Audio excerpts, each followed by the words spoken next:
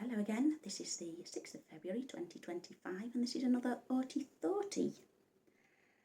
And I'm going to talk today about something that I've actually never really talked to anybody about in detail, ever, which is my imaginary world I had when I was a child.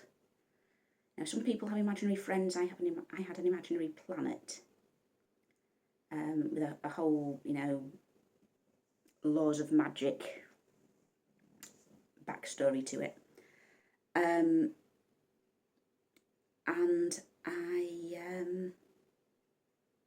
I'm doing this to try and dispel some of the myths about autistic people not being imaginative,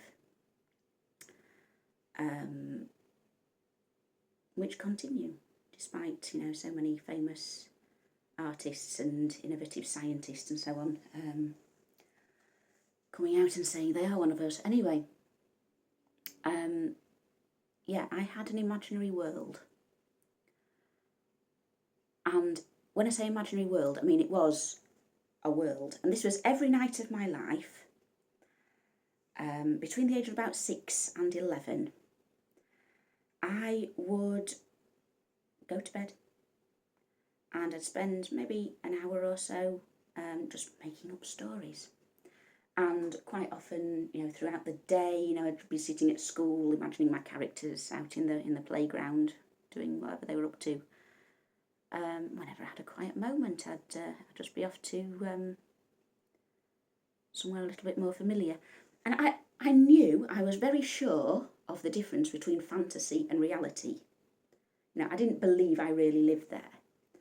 I knew it was an ongoing story that I was making up. I just really preferred it to everyday life and people making me do things, which is very much the child condition. Whereas in my world, I was entirely in control. It was called Izexexlanway. Why was it called Izexexlanway? Well, as a child, I enjoyed making up lots of funny words with Z's and X's in them. And I thought I'd call it Izexexland, but I thought that sounds lots of places end in land, don't they? Even real places end in land. So I just stuck way on the end. So it's called Izexexlanway. And I did not appear as myself in Izexexlanway. I had a kind of alter ego. If anyone's familiar with Skyrim, the Kadjit of Skyrim looked very, very like my imaginary self, except I was purple. I was like a sort of cat human, but purple. And my name was Ingient Babaura. That was just a funny name that I made up. It's just a word. It didn't mean anything at all. That was Ingient Babaura. I did use that as an online name at one point, but only very briefly. Anyway, I think I made a sort of throwaway email account as ingientbabaura@whatever.com. Anyway,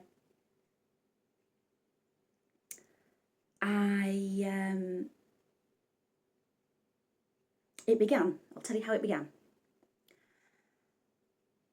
I had a major spin, very long lasting, on the animals of Farthing Wood. I lived and breathed Farthing Wood.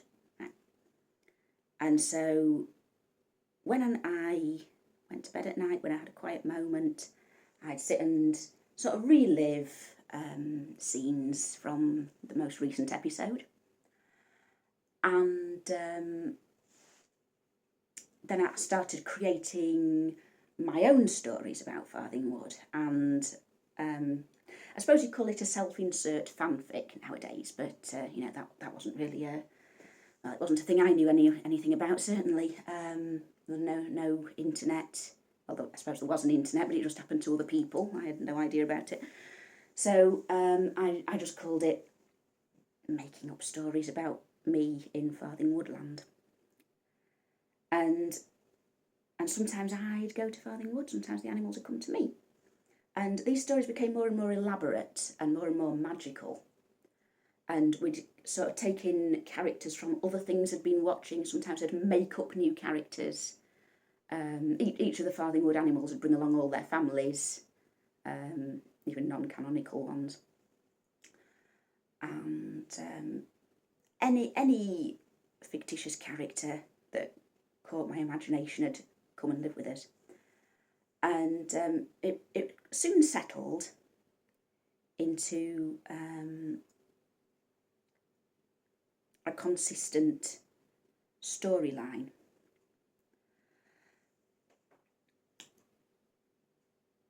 Now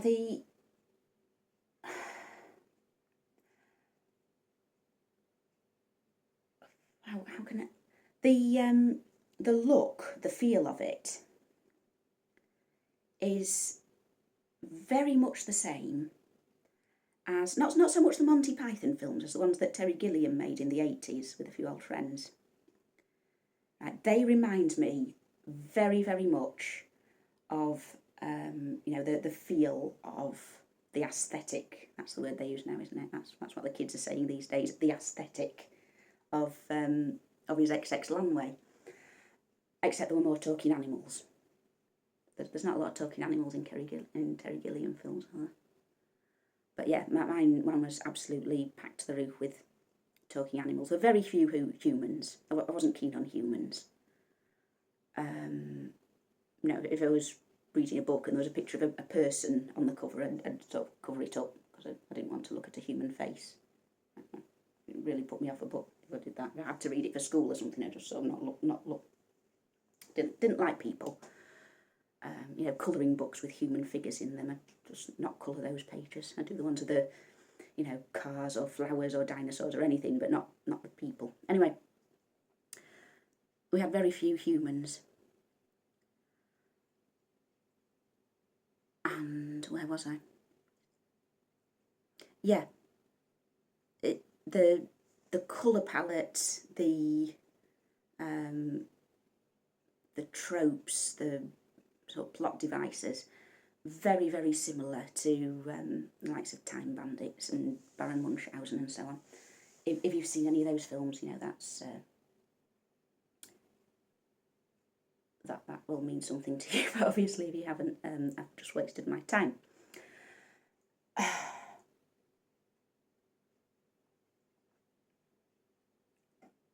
The kind of cellular nature of the stories I'm talking about, you'd have a little self-contained scene and then some kind of mode of transport that would take you to another little individual scene that was somehow linked together. There was a storyline running through it. There was very cellular scenes. And it actually made me wonder if maybe I'd seen a bit of one of these films when I was very small, and I forgot that I actually saw the film, but then the imagery kind of stayed in my mind. Anyway,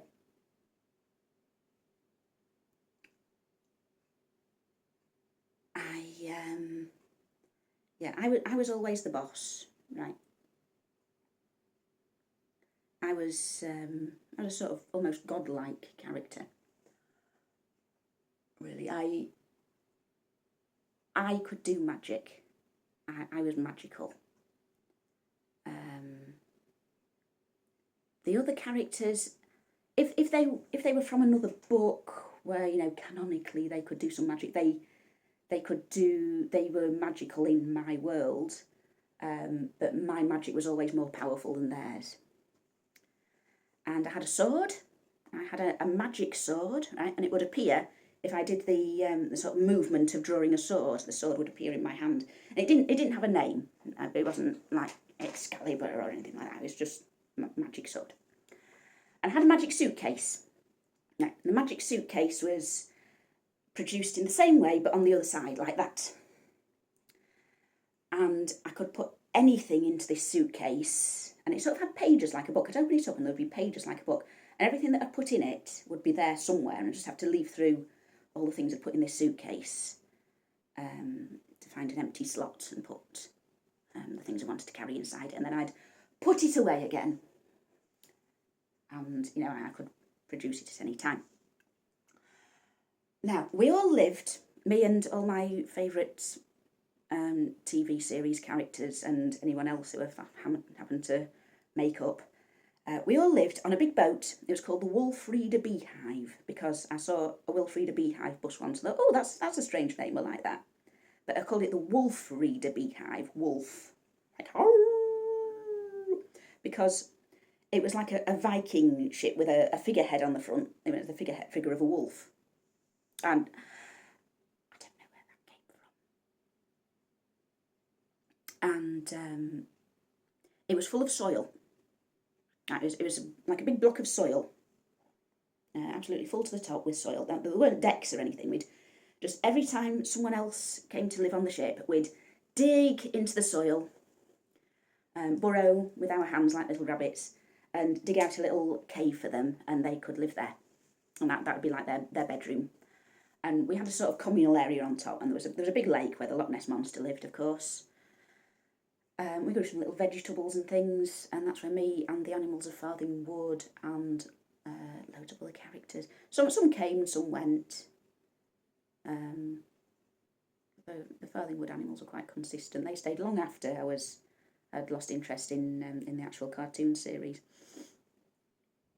And sometimes we'd sail away and go on a little adventure, and we'd discover different islands. There's one that was a jungle, and we stayed in the jungle for a few days, and one was a desert, and kind of like Minecraft. You sort of went off sailing around, exploring things, and seeing what was there. And the moon was very big. There was a really massive moon. I think I just liked the moon, so I thought, what if the moon was massive?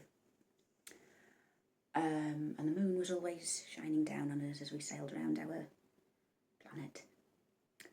And then we'd come back to our home, to the harbour and our home island. And sometimes we got invaded by baddies, and we'd have to go into battle. And I mean that was always surprising. We never knew when an invading army might turn up, and we'd have to fight them. But anyway, we were all quite good at that kind of thing, and we always won. And we'd throw all the baddies into the water where there were sharks. Well, there was a shark and a swordfish, right? And there was a shark called Grin and a swordfish called Snipe. And they both lived in the water in the harbour near our boat. And as long as we kept them kept giving them a steady supply of dead baddies, they were quite happy. And they were helpful, and if we went off on an adventure, they might swim along beside us and help us. But if there hadn't been a war for a while, and they were feeling a bit underfed, they might turn against us and start being a bit mean, which I didn't like. And we had a business. I had my own business on this island. I earned money by producing chicken food. I owned a chicken food factory, and me and all my animal friends would take turns going to the chicken food factory, producing lots of chicken feed for the people of Izexexlanway. And we also made pies to give the chickens. They were very well fed chickens in Izexexlanway. And it was a secret room. We started making our chicken food in a secret room in the boat that was had to get through a series of traps and secret passages and things to get to the chicken food factory, because we didn't want anyone stealing our secret chicken food recipes, obviously. But then after some time, the business grew to the extent that we had to go and buy a factory, and I installed a factory manager who was an eagle. And she was very old and very eccentric, and her name was Grimshaw, and she had a pet parrot called Sullivan. And one day Grimshaw died, because, as I say, she was very old, and she died, and I inherited Sullivan, and I looked after that parrot for until I gave up the story of Izexexlanway, really, until it faded out of my daily life. Anyway. after a while, after a couple of years of living on the Wolf Reader beehive, there was a massive storm and it sank. So we went to live in a termite mound. It was built very near the harbour in Izexexlanway, and I lived in the middle, and all my friends lived sort of up or down, all over the place. And the Loch Ness Monster, of course, was displaced from her lake on top of my boat. So she went to live in a secret cave underneath the termite mound with some seals who I'd seen on a nature film. I think, there were some penguins as well. There's some seals and some penguins that I'd seen on a nature programme, and they lived down in the tunnels underneath the termite mound with the Loch Ness Monster. And we could travel up and down the chimneys in the termite mound to find each other.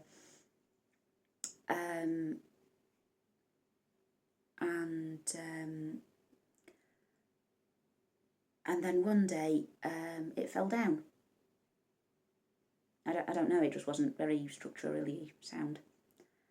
But luckily, a few months earlier, I'd been on holiday in Wales. Mum took me on holiday, and I found, we went to this pebble beach, and someone had started making a bit of a structure on the beach with, a ring of stones, and they built it up to out so high, foot or so high.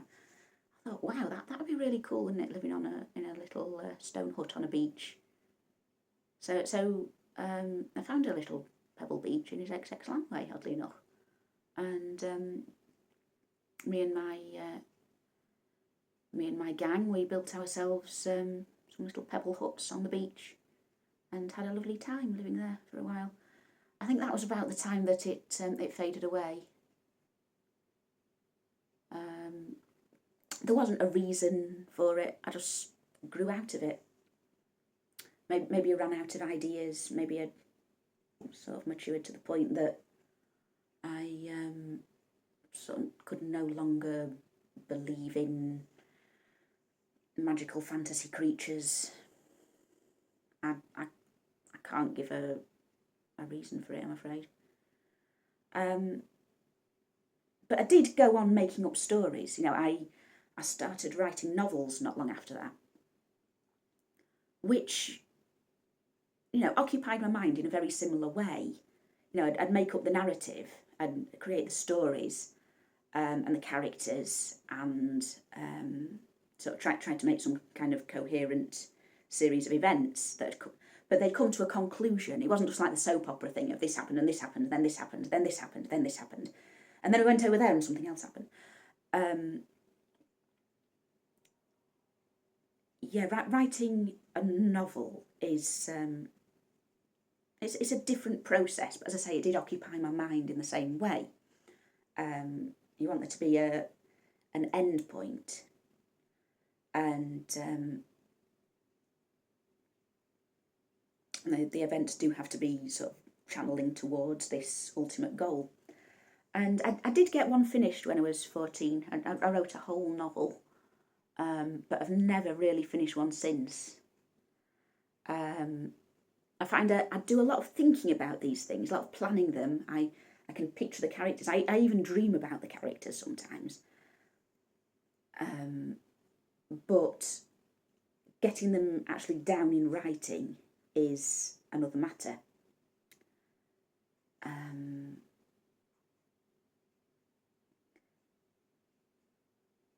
Maybe because I just don't know if there's any kind of audience for them, or if it's ever going to be published or anything like that. Maybe because I just want that sort of imaginary world again.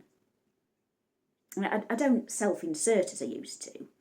They're entirely remote from myself. But I have a need to keep inventing things and working on these stories and developing them. I've got things going on in my head, the novels I'm writing, that have been there for 20 years, or even longer. I find if I write them down, they actually go away. I don't know if that's some sort of psychological process, but once I actually start writing them down, then I never think about them again. Maybe that's another reason why I don't write them down, because I'm actually enjoying thinking about them and making up the story. I don't know, it's a mystery. Anyway.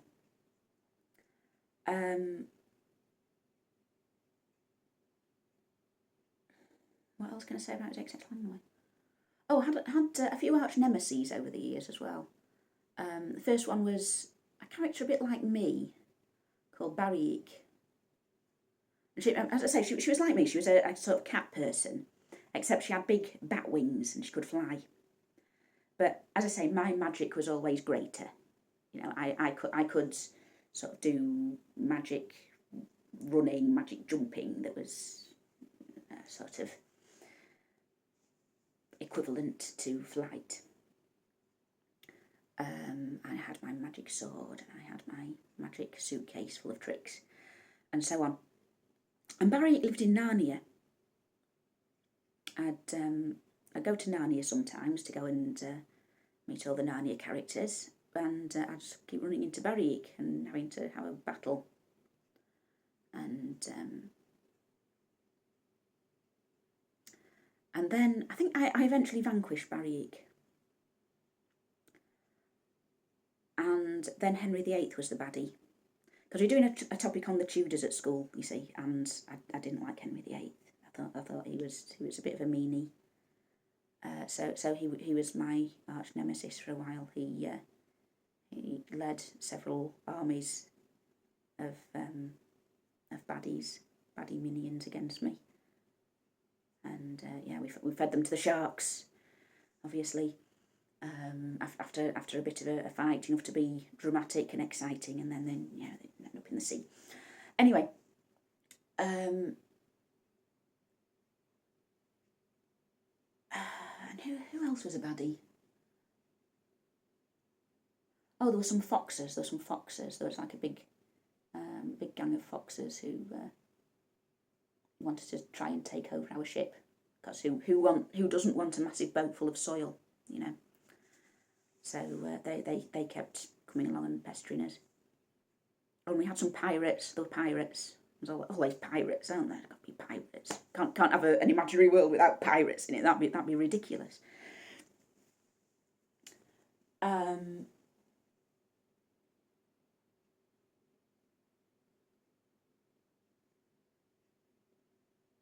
had a boyfriend. Had an imaginary boyfriend. He was another cat person like me. And he was called Equinoxil.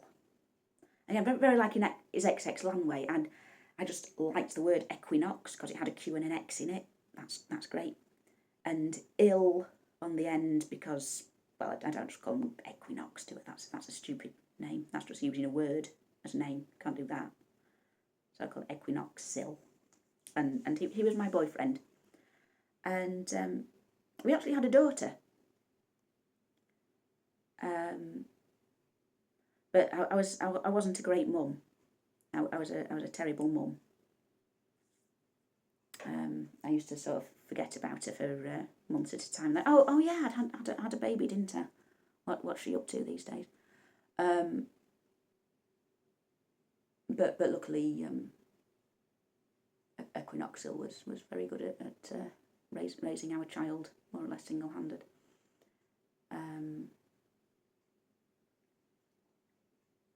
But I mean, you know, I was a child myself at the time. I didn't really know exactly how parenthood works, except that, you know, my mum does it. Anyway,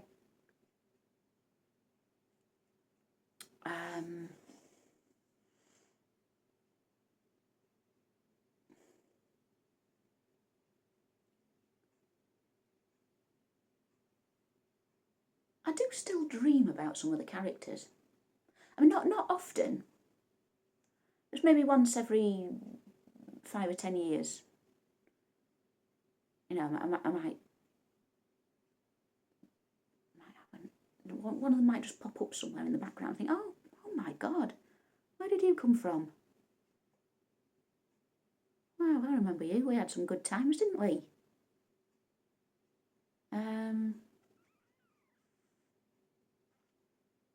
There's something quite poignant about that, you know.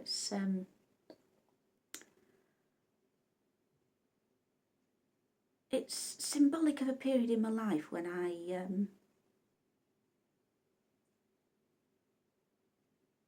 mean, I wouldn't say I was unhappy particularly, but I certainly found fantasy a lot more fun than reality.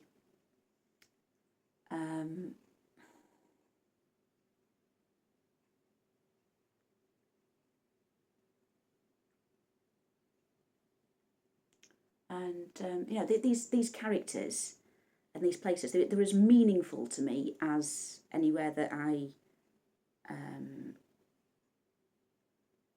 went in real life. I'd much rather dream about the residents of Izexexlanway than I would, you know, my primary school classmates.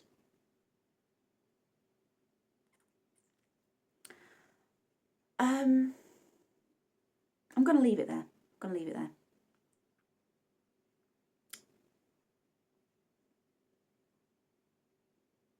I think I'm winding up. I'll see you in the next one.